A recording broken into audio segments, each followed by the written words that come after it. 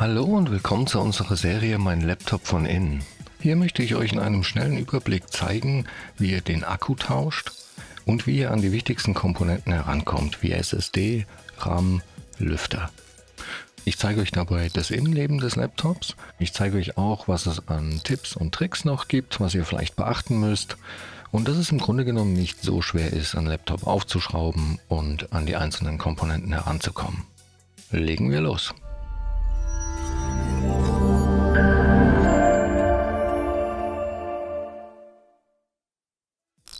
So, wir haben hier ein HP-Laptop und zwar ein 14-DK0 und ich zeige euch auch gleich, wie ihr an die genaue Modellnummer herankommt, aber zuallererst trennen wir mal das Laptop vom Ladekabel. Die genaue Modellnummer finden wir bei diesem Gerät auf der Rückseite und zwar hier, ziemlich schlecht zu lesen.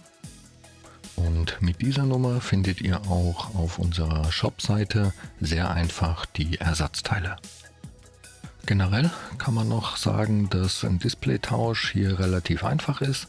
Man muss dafür nur den Frontrahmen abnehmen und kann das Display dann tauschen.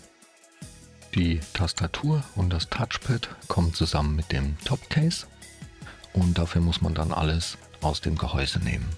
Um das Laptop jetzt zu öffnen, muss man diese Schrauben hier außen öffnen und auch unter den Gummischienen sind eben Schrauben versteckt.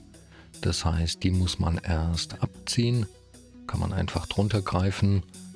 Sollte das mal mit dem Finger nicht so gut gehen, kann man einfach eine kleine Hilfe nehmen, da ein bisschen drunter hebeln und das dann versuchen, vorsichtig zu lösen. Da muss man nur aufpassen, dass man das samt dem Klebeband erwischt und nicht die Gummischiene vom Klebeband trennt. Und ja, dann kann man das einfach abziehen. An der unteren Seite ist nur eine Schraube. Da reicht es also, wenn man das einfach von links ein bisschen nach oben zieht. Und ja, dann kann man alle Schrauben rausnehmen. Und am besten auch die unter den Gummischienen getrennt von den beiden vorderen aufbewahren. Zum Öffnen habe ich hier ein Universalwerkzeugset benutzt. Da sind alle gängigen Schrauben und auch Aufsätze mit dabei. Sehr praktisch. Ich verlinke euch das auch in der Videobeschreibung, falls ihr da Interesse habt. Und als Aufsatz nehme ich hier einen Kreuzschraubendreher und zwar ein PH0. So, dann wollen wir mal schauen, wo genau das Gehäuse eigentlich mit der Gehäuseunterseite verbunden ist. Denn da müssen wir dann rein, um es aufzuhebeln.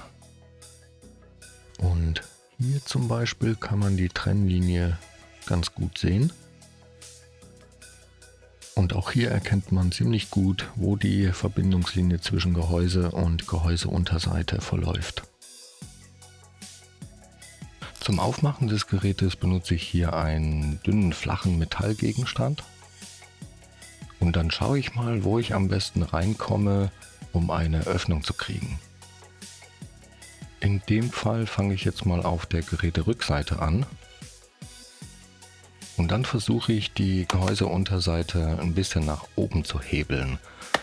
Mit ein bisschen Wackeln und hin und her rutschen funktioniert das immer ganz gut.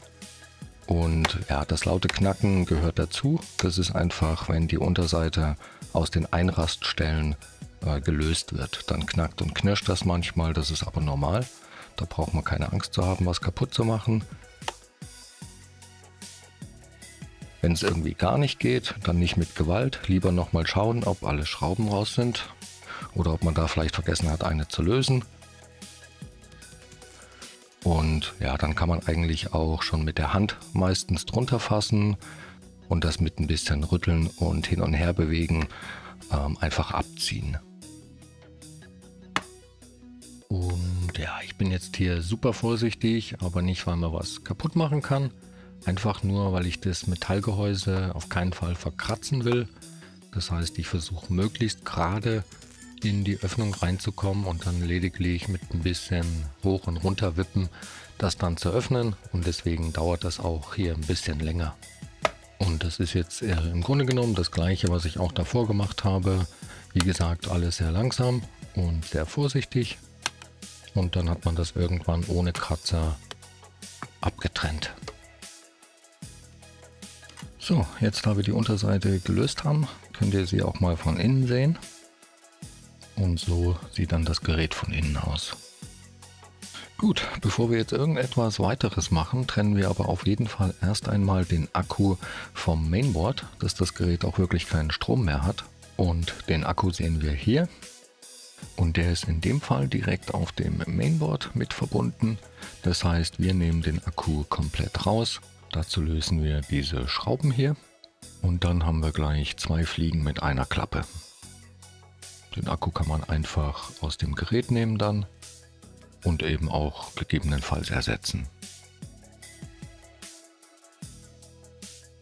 So, was können wir noch sehen? Wir sehen hier noch Platz für eine 2,5 Zoll Festplatte. Die würde dann über einen Adapter hier mit dem Mainboard verbunden werden, wobei man das Adapterkabel oder Set extra dazu kaufen muss. Hier sehen wir den RAM. Da ist die SSD. Hier sehen wir den Lüfter und den Heatsink, der die CPU kühlt, und die GPU. Und hier noch das WLAN-Modul mit den beiden Antennen. Um den RAM-Riegel, der hier ist, auszutauschen, muss man eigentlich nur diese beiden Klammern an der Seite so ein bisschen nach außen schieben. Dann springt er einem förmlich entgegen. Man kann den dann einfach rausnehmen und austauschen. Beim Wiedereinbau steckt man den einfach genauso wieder rein und drückt den nach unten, bis die Klammern wieder einrasten. So, hier sehen wir die SSD und um die auszutauschen, muss man nur diese Schraube hier lösen. Und danach kann man die SSD einfach ein bisschen nach oben hebeln und aus dem Stecker ziehen. Der Einbau ist genauso einfach. Man steckt die SSD wieder in den Slot, drückt sie leicht nach unten und dann kann man die wieder verschrauben.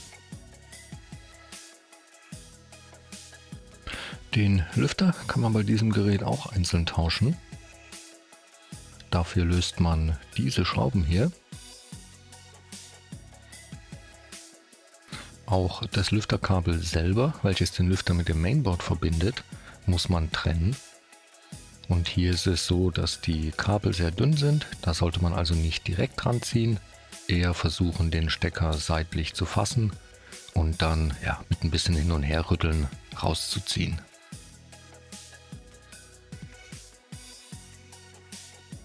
Sind die Schrauben dann entfernt, kann man den Lüfter einfach aus dem Gehäuse nehmen und gegebenenfalls durch einen neuen ersetzen.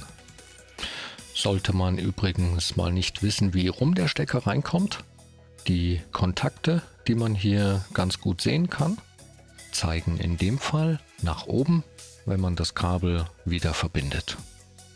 Der Einbau funktioniert jetzt in umgekehrter Reihenfolge genauso wie der Ausbau. Wir legen den Lüfter wieder in seine Position, können ihn dann verschrauben. Und ganz wichtig, natürlich nicht vergessen, am Ende das Lüfterkabel auch wieder mit dem Mainboard zu verbinden. Da auf jeden Fall darauf achten, dass das Kabel bzw. der Stecker richtig drin und fest sitzt, damit am Ende der Lüfter auch wieder richtig arbeitet. So, den Akku legt man hier mit diesen Ausbuchtungen genau in diese Stellen hier. Schiebt den ein bisschen rein und dann kann man den wieder auf die Verbindung, auf den Stecker drauf drücken. Dann natürlich noch verschrauben und so einfach ist das. So, die Gehäuseunterseite wird jetzt einfach wieder drauf gedrückt. Und ja, da kann man ruhig ein bisschen kräftig alle Stellen wirklich zudrücken. Auch in der Mitte. Man hört das auch immer sehr gut, wie alles wieder einrastet. Ich gehe dann am Ende auch immer einmal um das Gerät herum und schaue, dass wirklich nirgendwo mehr eine Öffnung zu sehen ist. Und dann kann man das Gerät wieder zuschrauben und ja, natürlich auch die Gummischienen wieder draufkleben. Und sollte es mal der Fall sein, dass die wirklich gar nicht mehr kleben, kann man die mit neuem doppelseitigen Klebeband befestigen. Alternativ dazu kann man auch einfach ein Set Gummifüße kaufen und die dann an den Stellen über und unter den Gummischienen direkt an der Unterseite festkleben. So, das war es auch schon wieder für dieses Modell. Wenn ihr noch Fragen oder Anregungen habt, lasst uns gerne einen Kommentar da. Und ja, ich hoffe, das Video hat euch weitergeholfen und ich wünsche euch viel Spaß beim Schrauben. Bis zum nächsten Mal. Ciao.